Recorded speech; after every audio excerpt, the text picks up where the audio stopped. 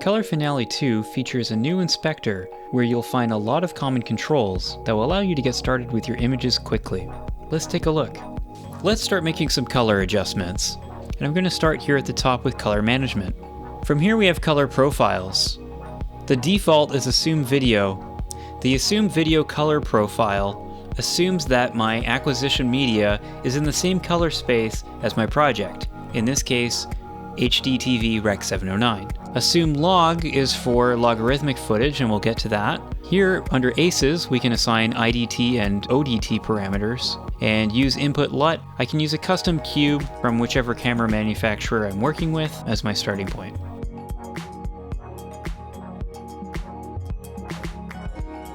This footage was shot in log, and I don't know what the camera acquisition settings were. I don't know if this was S-Log3, I don't know if this was Canon log, and it's a common problem when working with various shooters and insert units and stock footage. I don't always know what log format was shot.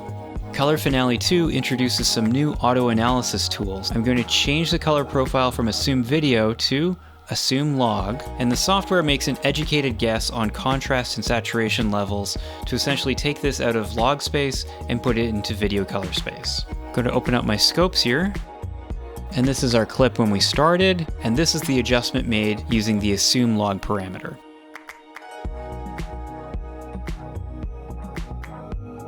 I can do the same thing, Assume Log. Now in this clip I'm getting a lot of blue detail, particularly in the rock, so I can adjust the white balance of this shot by clicking and dragging on the temperature slider, and I can warm things up a bit, which can help me modify the color cast in the scene, going from a cooler look to a neutral look and now into a warmer look.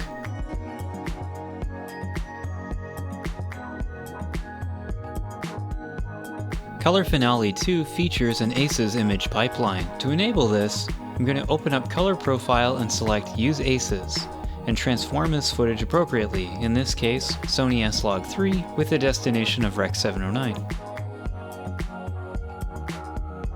In this case the IDT is Sony S-Log2, and the output is still Rec. 709.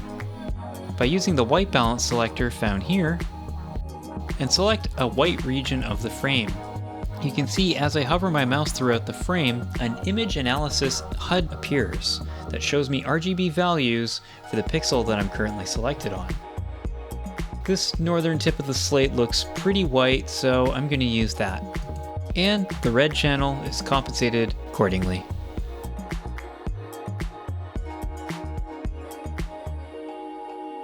This clip is ARRI Alexa Log C. I've got my own LUT that I'm going to apply. I can navigate using Finder and import it.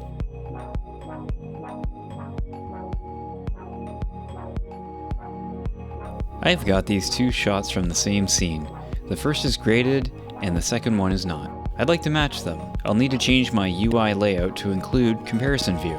To do this, search Comparison from the Help search bar. I'm going to add some contrast to the scene and adjust the pivot. The shot is overwhelmingly green and yellow. I can counter the green by swinging the tint, which introduces magenta. And, to clear out the yellow cast, add some blue to the scene by lowering the color temperature slider.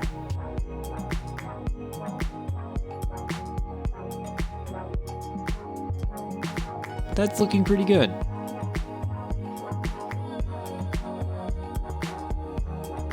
Color chart calibration is available for X-Rite Color Checker and Color Checker Passport charts.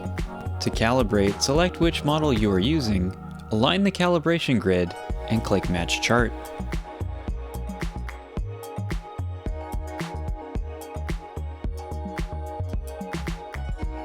In the new Film Emulation panel, you'll have the ability to add authentic looking film grain. Select the grain amount and the size of the grain. The grain is desaturated by default, but introducing color variation tints the grain.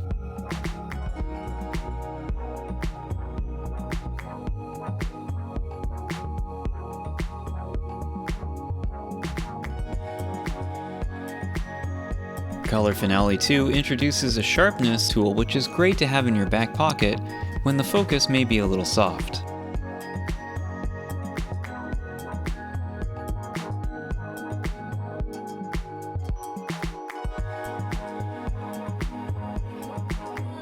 Copy and paste work as you'd expect. All inspector parameters can be recreated from one clip to another.